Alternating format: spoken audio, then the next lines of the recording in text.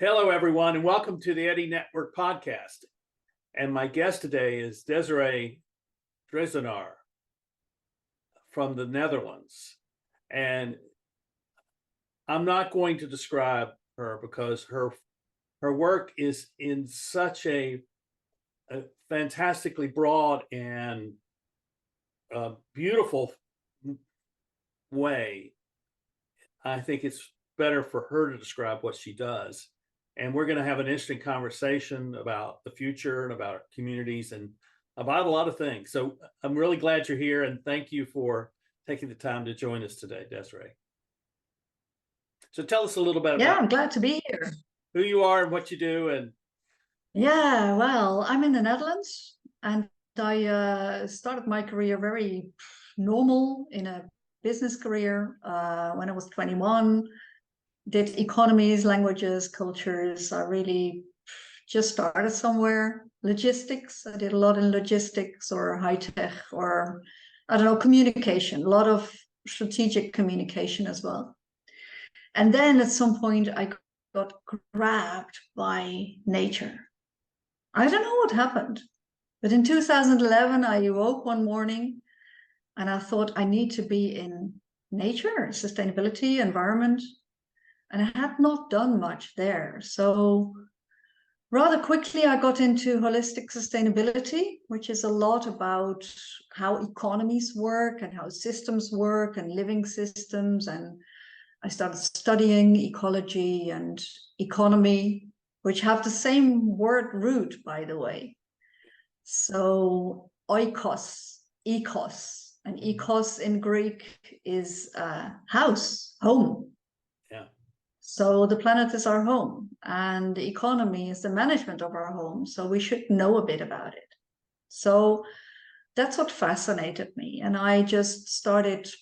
After I studied, I went to a lecture of Günter Pauli. And Günter Pauli is a global citizen, a member of the Club of Rome, which did a lot of work since the 1970s on environmental issues. And he really gave me a lot of solutions. And I like that because I don't like to get stuck in problems. I like to be part of solutions. mm-hmm. So then from that moment on, I met so many people about ecosystem restoration. There's so much going on right now, also large scale, and also in economies. And there I really found out then, because only then I studied economy, but I never realized that we have this global economy and that you could have another economy as well, which starts regionally in physical aspects and then solves a lot of problems because we have a lot of geopolitics, for instance. And if you do local things, then you can be self-sufficient. When you mean regional, what do you mean by regional? Well, regional is kind of local. Of course, economy has different aspects. We have a macroeconomy, and it has a lot to do with currencies. Mm-hmm. And currencies have a scope. Mm-hmm. You have the dollar, we have the euro. And if you have a scope like that, and it's no longer connected to gold, then you need to have assets. But you need to make them in your currency scope. Otherwise, your currency will not be stable. So things like that really got me thinking. And then you see a lot of business economics, and you see that there is a lot of accumulation. Like we make chains very long, and we put a lot of things in between because everybody wants to have a part of the pie. And then things get really very expensive because everything needs a consultant. And we made like the medical system. We say everybody is ill because we make everything a disease. And then we say, oh yeah, because then you need mental health professionals to help you. Mm-hmm. And you need doctors, and And then people got used to just going to doctors for pills instead of maybe only going to a doctor when things got really serious. So everything gets expensive by accumulation. So what is the point of that? When you have this economic culture of accumulation, where does this lead us? Well, I think at this moment we're in a transition because I think everything all the time is a transition. So I'm not that worried as long as we will adapt to our planet. So that's why it's good to know something about our planet, because you have to adapt locally. Otherwise you get wet feet or you get into a bushfire. So you have to adapt. And that's very important to stay healthy. But we went from crafts and being very connected to land and making just one product at a time, making it beautiful, making a castle or I don't know, people did their whole lives by building one big building and then making it very beautiful. And then came this global society that made things more cheaper in one way, because we said, okay, let's have people who have lower incomes make our goods, and then we transport them, and then they can still be cheaper. So at this moment, if I would, for instance, want to have like Dutch butter, I'm in the Netherlands. If I want to have Dutch butter, we have a lot of Dutch cows, but it would be more expensive than getting it from New Zealand. And that's an economic mechanism, which is of course strange, because from New Zealand you have to transport it and everybody needs to have a bit of the pie. But it depends on the scale you produce it in. And it also depends on how you arrange the whole thing. So at this moment, because industrial production has had a lot of problems as well, if you would really look at how much product we make and how much pollution, that's all because we produce very linearly. We take a resource and we produce, we transport everything, then we consume or we use. And even if we use and something is left, we do not use it all. Everything is waste after that. Mm-hmm. So you have a lot of waste and a lot of pollution. And then I think at this moment, we're in a transition. Because first of all, the low-income countries become not so low income anymore. In Europe, we really see that. Yeah. We had a lot of people from Eastern Europe work in Western Europe. And now they've gone back because they have worked in Western Europe. They earned their money and now they go back to their countries like Poland and build up their countries. And that's good. I really like it. And that means that in our Western countries, we have to find different ways of doing things. And that is where I want people to think.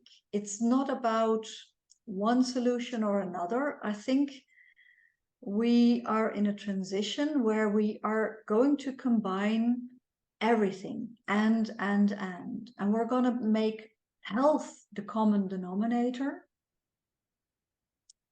And we're going to see how we will solve the pollution we made and how we may be going to harvest that to still have like economies in local economies. So that is an interesting thing.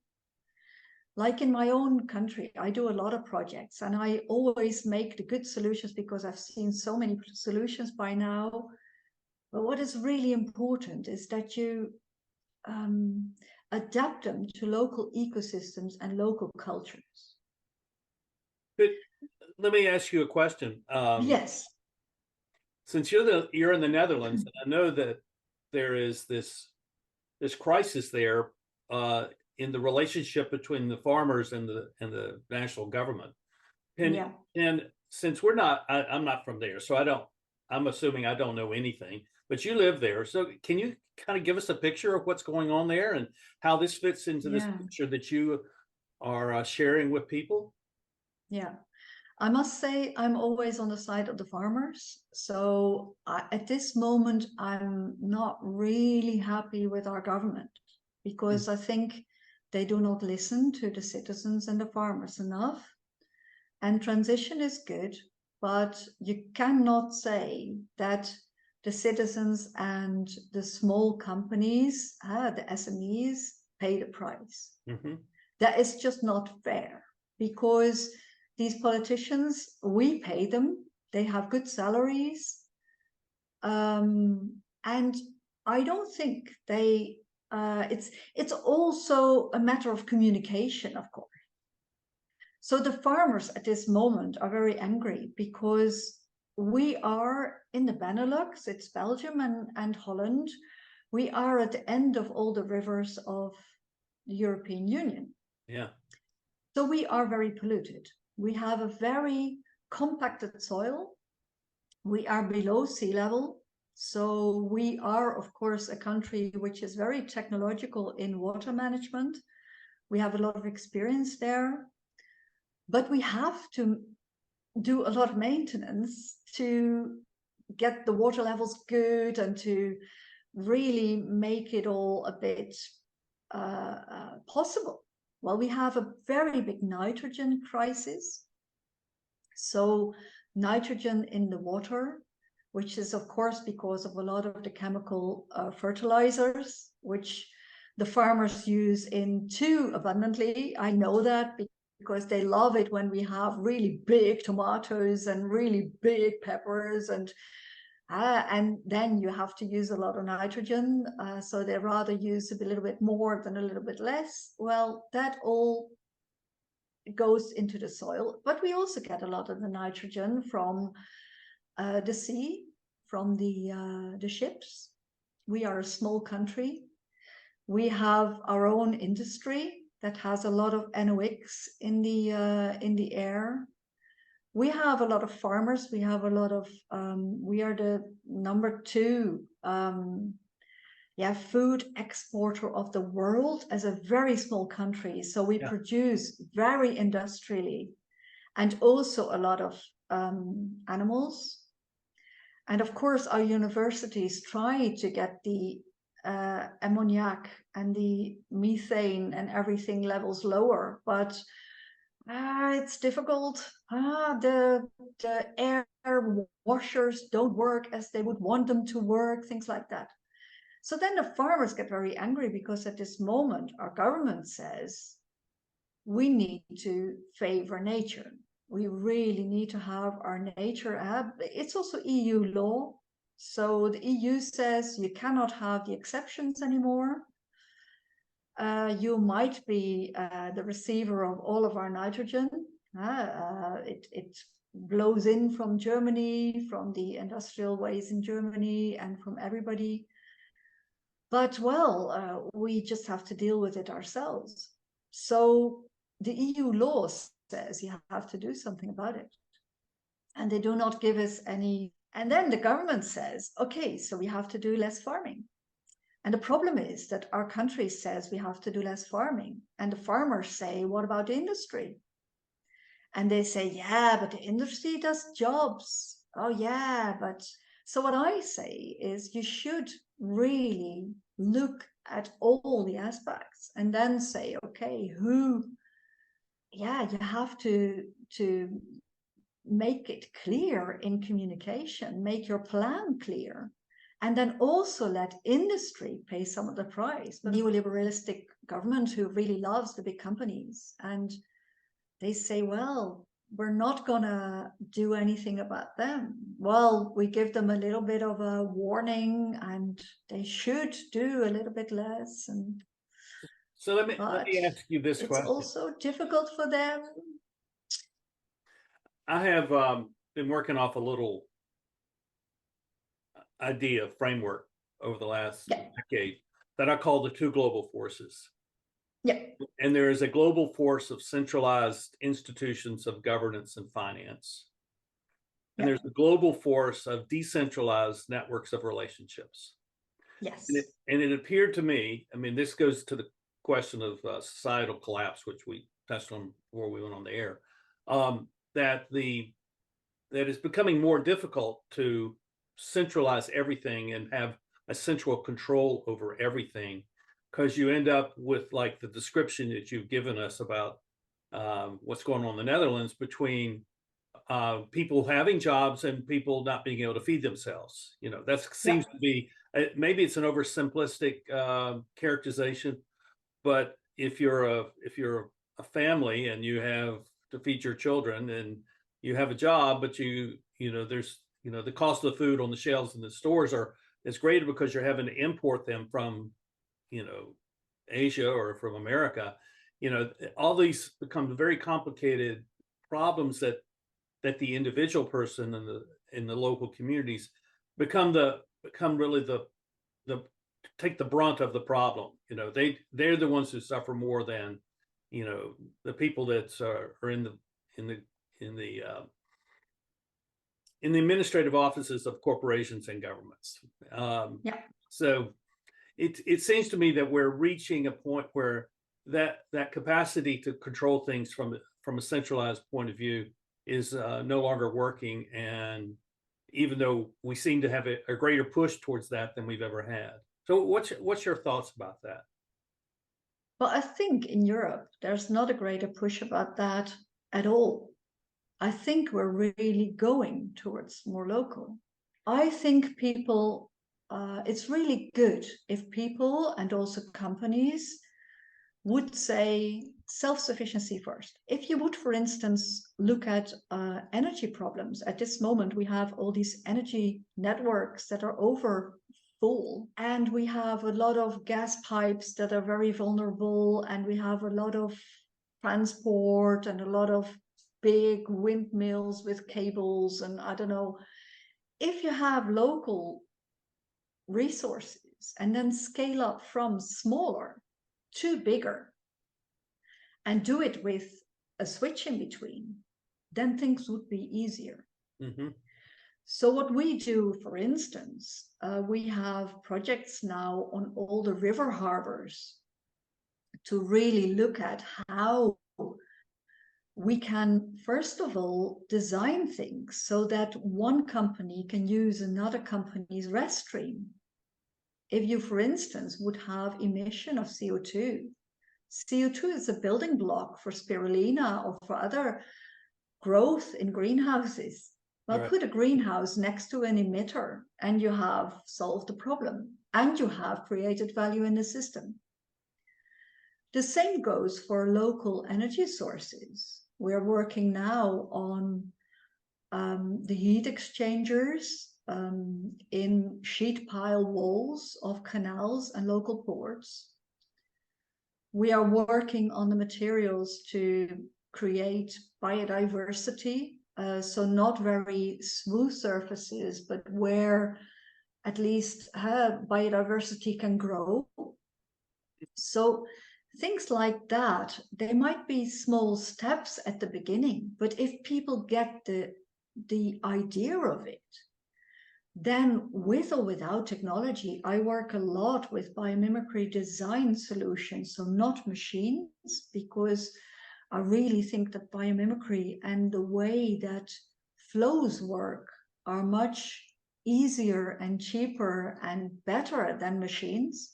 Also because I long for a more silent world. So that's also a personal thing that I really do in all my projects. Would you define and describe what biomimicry is? Because I think for many people to be watching, that's going to be a new word for them. Yeah. Well, if you know a little bit about biology and ecology, biomimicry works first of all with ethics. We put ethics in the center. Nature, by the way, doesn't do ethics. Nature just does neutral. Nature goes back to neutral all the time, so goes back to the middle of a system. And the middle is always between all species. So in principle, humans are a species. In biology, we have 5 kingdoms of nature. We have the bacteria, we have the algae, we have the fungi, the plants and the animals. And we are a mammal, an animal. But we've become very dominant, and that is good. We can be here on this planet. I'm not saying we shouldn't be here. We should just use our brains and our common sense to make it better for all. So that's why our science think tank, for instance, is called Abundance for All. So, but nature is neutral, not ethical. But we humans should be ethical.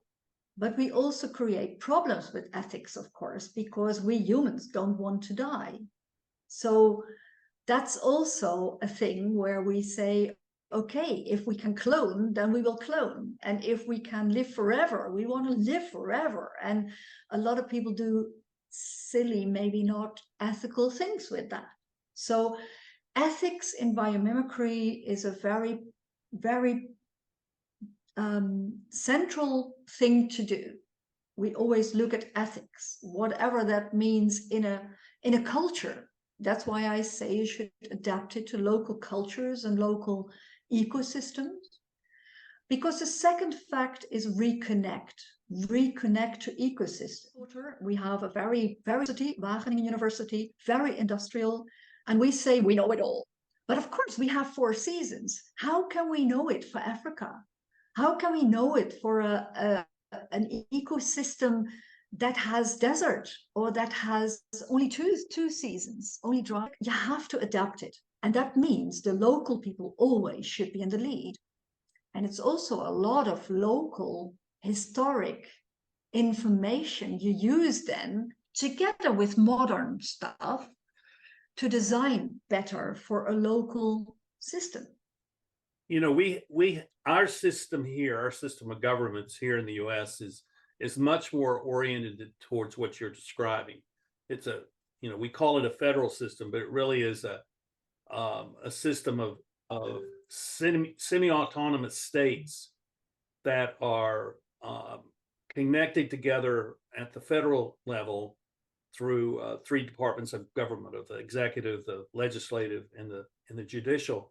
But each individual state has a vast amount of prerogative to operate and do what they want to do, and the federal government doesn't have that much say in much of what they do. And so you can see these extreme differences between various states and how they function and how they approach these kinds of questions that you're doing.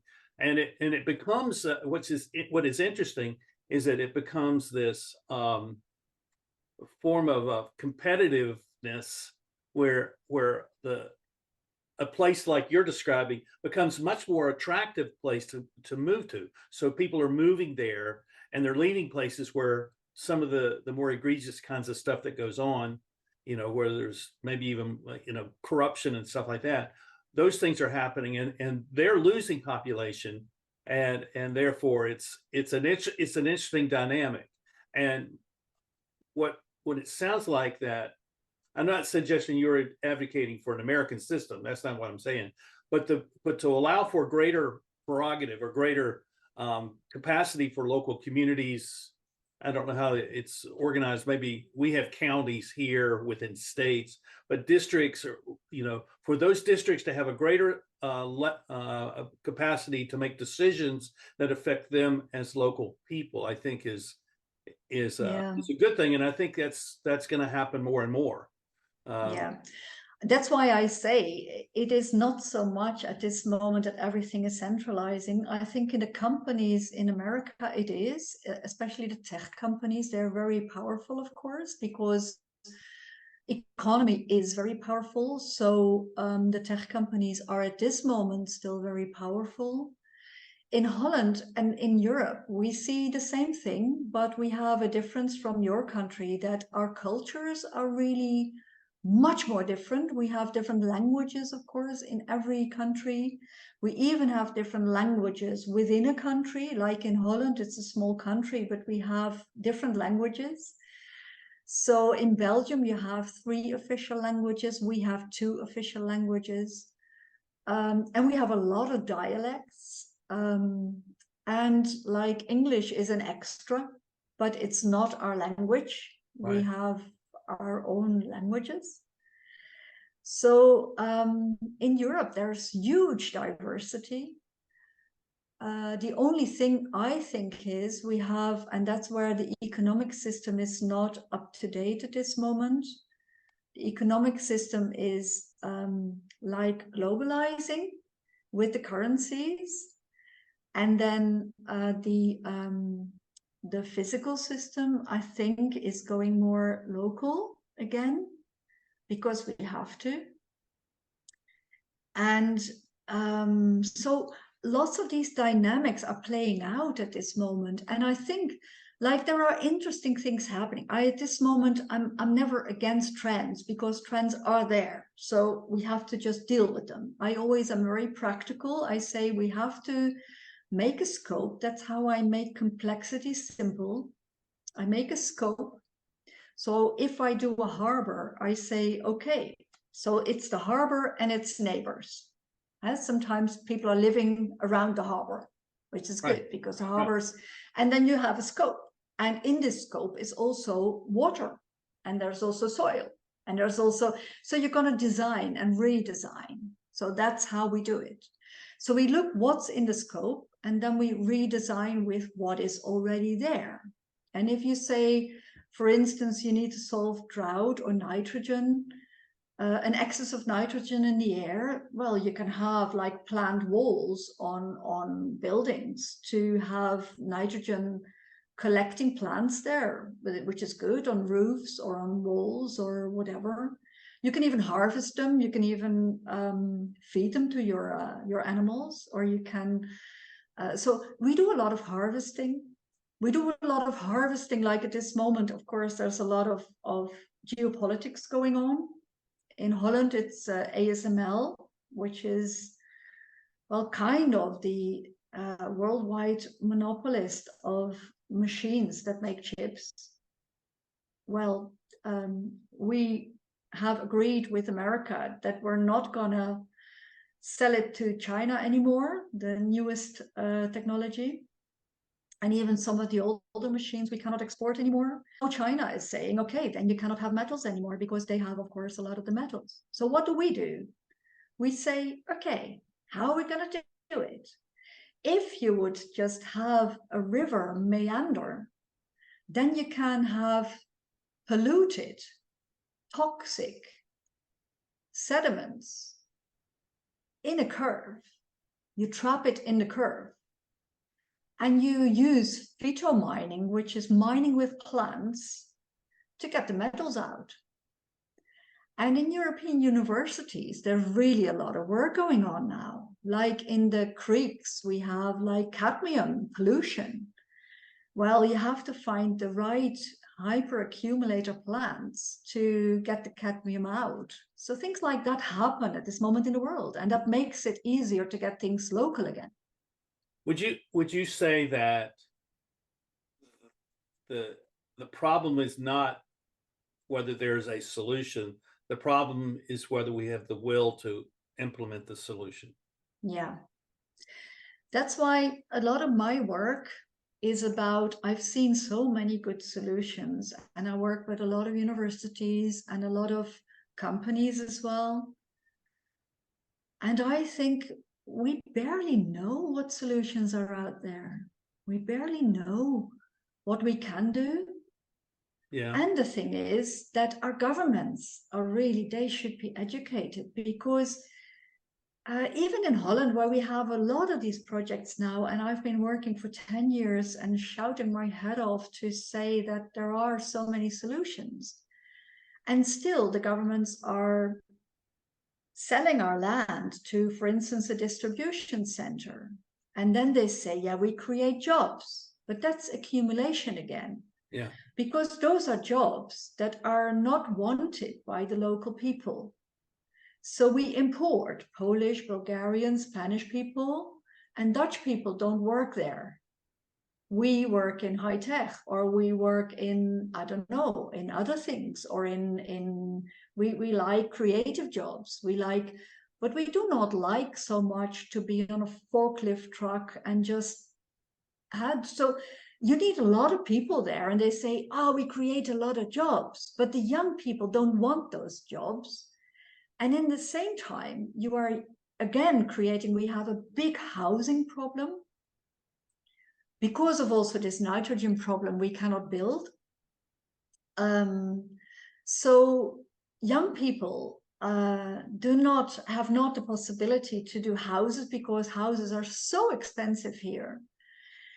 And then all these people come to work in these distribution centers, and they're Spanish and Bulgarian and Polish, and they need houses. So you need housing for people that should not have been. So you need create drought, you create heat stress, you create water problems, you create instead of, and they say, well, we create jobs. And then I get a request from a politician, a civil servant, and he says to me, well, Desiree, you talk so easily to so many people. Can you talk to our farmers and say that they should like our windmills? I say, well, no, I can't. Yeah. Because it's stupid. It's just not what we want, a big windmill somewhere. We want these heat exchangers because they do not pollute our vision or whatever. Or we want, I don't know, we need to really do solar solutions way better than we do them now.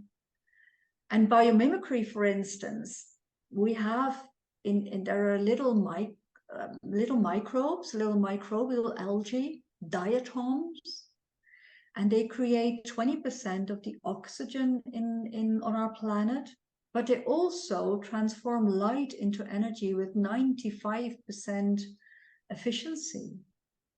Well, in universities, we're now finding out how they do it. So we should have that in our windows and in our everywhere, and not just a solar panel, but just integrate it in the design of our houses or our buildings or whatever. And it will happen in the future, but it's all about implementing. So that's why I'd rather work with architects and with people who like to implement, which is, yeah.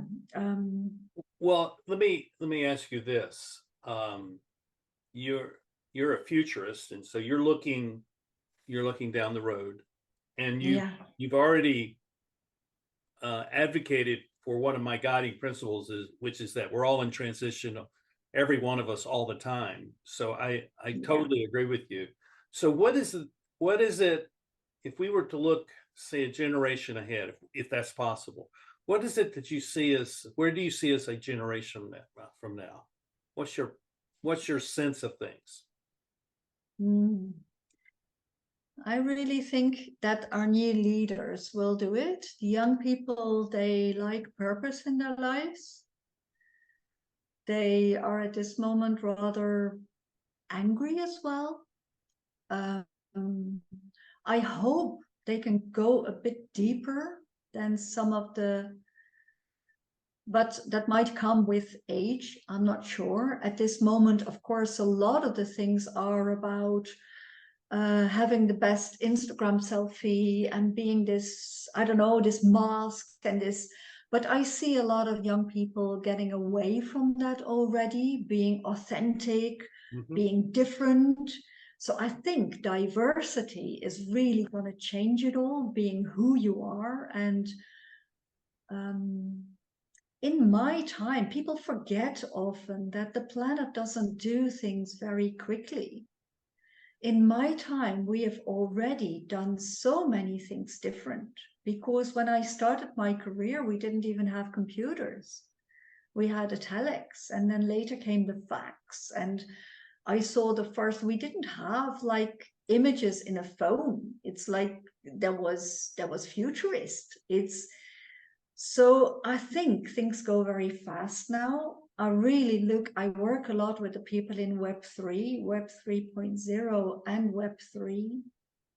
And Web3 is going to change a lot, I think, because I've also seen the older economists, and one of them was really, he was so great to work with. He was also in the Club of Rome, Bernard Littard. He's a French economist, macroeconomist, and in the last years of his life, he saw it, how it's going to change it all, the smart contracts and the Ethereum and the cryptos, and how we can have like unconditional basic incomes over themes or in regions.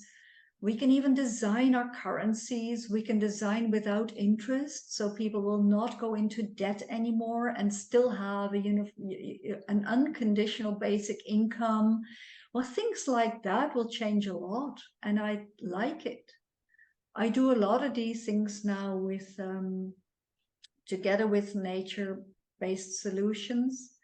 So at this moment, I'm working on a project on sea restoration with satellites and building digital twins. Well, those things will really change it.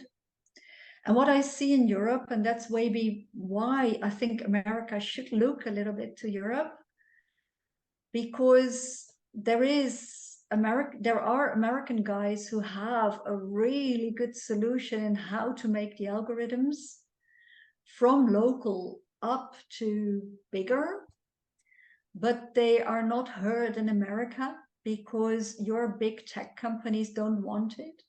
They see it as a future that they fear. And of course it is, because you will have a lot of different metaverses.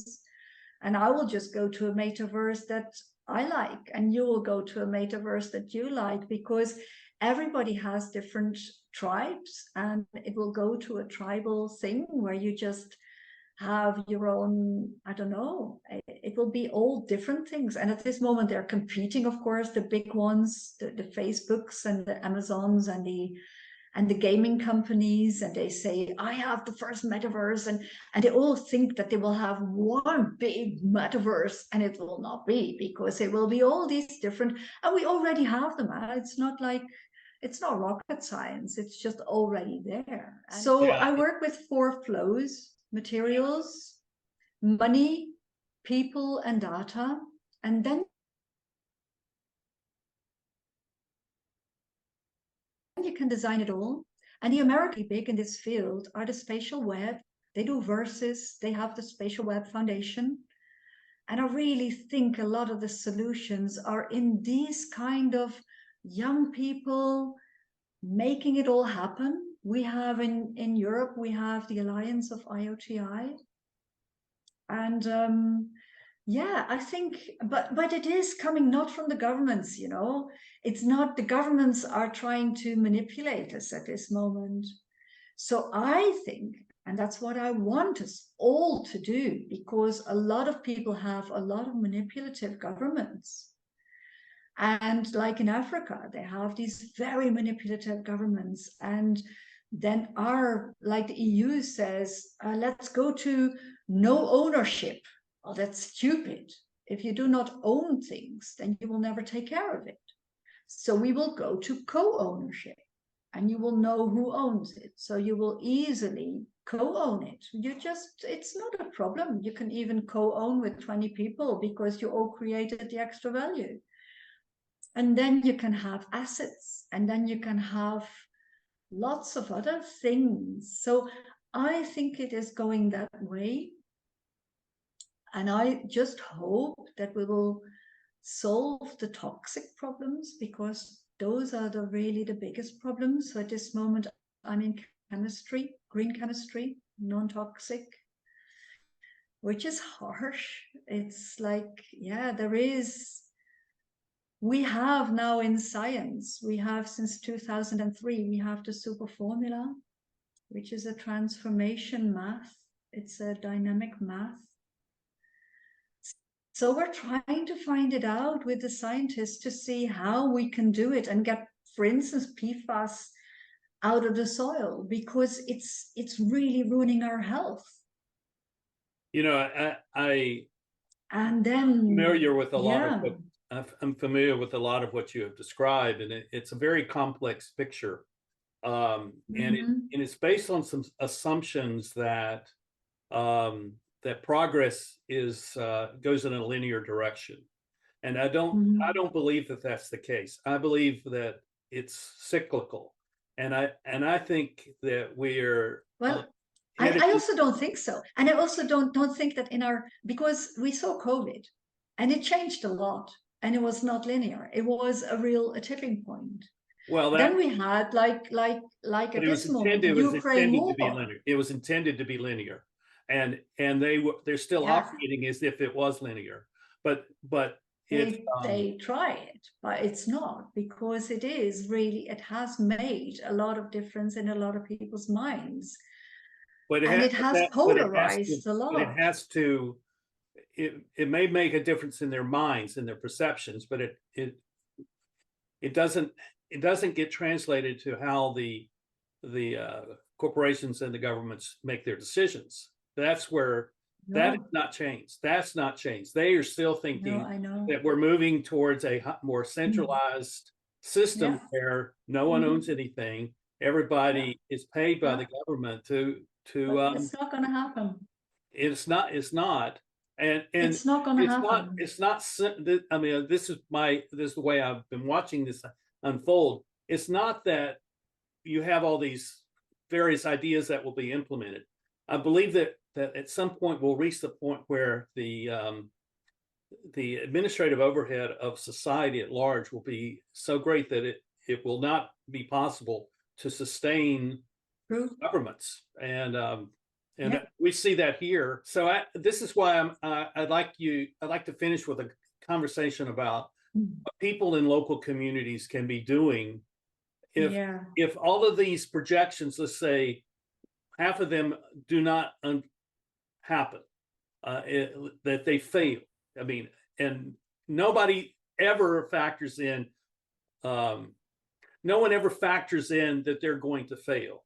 No one even factors in that there's a level of incompetence in every institutional operation. Mm. Every so no one ever factors that in. They just think, well, we're going to implement this. It's going to be great. It's going to work, and it doesn't always work. And No, I know. this COVID was the prime example of it.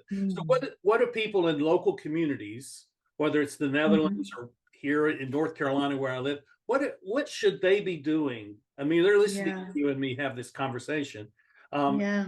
and what should they be doing Mm. right now to change the way they look at their world and their local community in relationship to these global macro uh, Yeah. perspectives?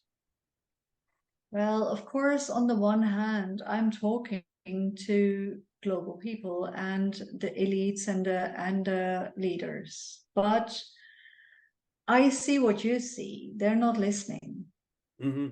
So at this moment, I really work a lot with local communities, and that's why our science think tank really wants people to see the good solutions and implement them locally. Like a cryptocurrency, you can implement it very much yourself, and young people are handy in it. So you can have your own economic system. Why not? You can also have, and that's the reconnect to nature bit. And I know that it's harder in cities than when you have, there's so much just concrete in cities. But what I'd say is not be too afraid of nature and not be afraid of microbes, for instance, but really realize that your gut is full of microbes. Yeah. And you need your hands in the soil to stay healthy. But then wash your hands before you to do, that we are disinfecting everything the whole time and living in sterile environments. You will go to be a Michael Jackson who's just living in a bubble because he's so afraid of one microbe. But it's not going to be like that. So be with your hands in the soil. I swim a lot in the sea. Of course, I have, like, if I'm in Greece, I have clean sea, so I like that. it keeps me healthy. Yes. So work on your immune system as well as do the logical things of Totally agree. washing your hands when you pooed and when you peed and when you just eat. It's like be nature. And that's the reconnect part as well. So But there's also simple things with basic needs, because I want to say some things like if you're in a refugee camp, it will be very hard. But focus on when you're not a refugee anymore, and teach yourself when you have electricity, when you have like YouTube, teach yourself the simple methods of growing food. It needs like a little piece of land, it needs a piece of cardboard, and it needs a bit of compost and some seeds, and you will have your food.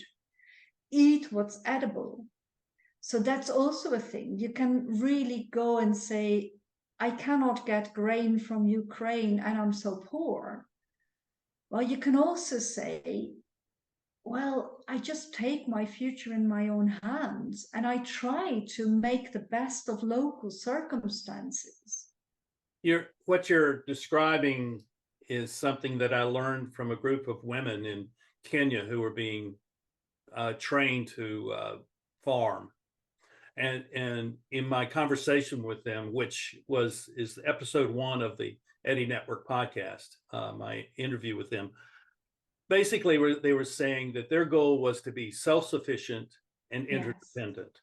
And Please. I think that issue of being self-sufficient is the great challenge, particularly for young people today, because they don't see my generation or maybe your generation being that way. And they certainly don't see their friends and their neighbors being that way. So learning how to be self-sufficient, I think, is maybe the portal, the entry point into this whole regenerative idea of how we can live together in the future, which I think is really at the core of what your organization and what you are talking about, which I really support. And I think it's and I wish you. And I also think that the one thing I want to end with is permaculture, because that has a lot of the design principles in it. Right. It was a book made by in Australia in the 1970s. I think it was 72, by Bill Mollison and David Holmgren.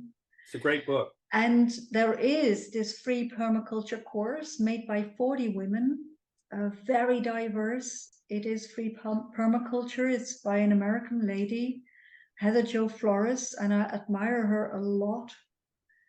And it is also about grow food, not lawns. Yeah. It's also about having community gardens. If you don't have your own garden, have a community garden. There. Grow foods, not lawns. There you go. Yeah. It's all about just being, kind of self-sufficient. But if you cannot be self-sufficient, go to your friends and really be interdependent, because that's also the thing that you say. A lot of it can be solved by being interdependent and being brave, courageous, because we will need it. That's the thing, because the planet has always been volatile. So I must say, of course, humans are part of all the problems now, and especially the toxicity is really a human-created problem. But there's also this thing like global warming. So we need to, be aware of it and also adapt to what is locally the situation. If you are in Turkey and you have earthquakes, then you should have earthquake resistant houses, and you should build them, and you should say to your government, build them, or you should build them yourself. You should be aware that that's a basic need.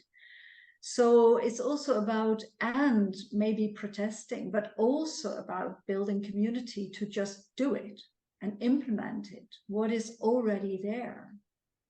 So if people want to find out more of what you're doing and what you're talking about, and how do they find you? What's the best method of finding you? Yeah, well, we have a website, abandonism.com, and I'm a lot on Medium. So that's under my own name, Driesenaar. And I'm a lot on LinkedIn because I think a lot of the companies need to know what can be done and need to, first of all, need to put innovation at the center because we need to shift. And the three big lock-ins at this moment are technological lock-in, commercial lock-in. We still want to sell what we've always made. Well, that's stupid because some things we're going to have smaller materials, minimal materials, lighter materials. And we should design by functionality. And then the third lock-in is the laws. So that's what I try to do with the governments. But it is a hard thing to change those because we Yeah. have to get back to the middle and everybody is like, and maybe we need to polarize first before we can get back to the middle. I'm not sure. I'm just always very sad about the loss of lives in all this polarization. And Yeah. Well, we're pretty polarized here in the US. And the loss of joy because there's so much. I know. well, I I thank know. you And we're for here as well. I thank you for being on with me today, and this has been fascinating. And I hope that you will have stirred some other people to consider these big questions and maybe how they can apply the solutions, or at least begin to talk with their neighbors about Yes, they're that's a going to start. start. So thank you Yeah. very much, Desiree, and thank you all for watching. And Thank you for inviting me, Ed, and thanks to the audience. yeah, my pleasure. And please subscribe and hit the like button. And if you have a comment or a question, please submit it, and we'll be glad to respond to you, because this is a place of conversation, and that's what we're all about. So thank you all, and we'll see you next It time is. on the Eddie Network podcast. Bye-bye.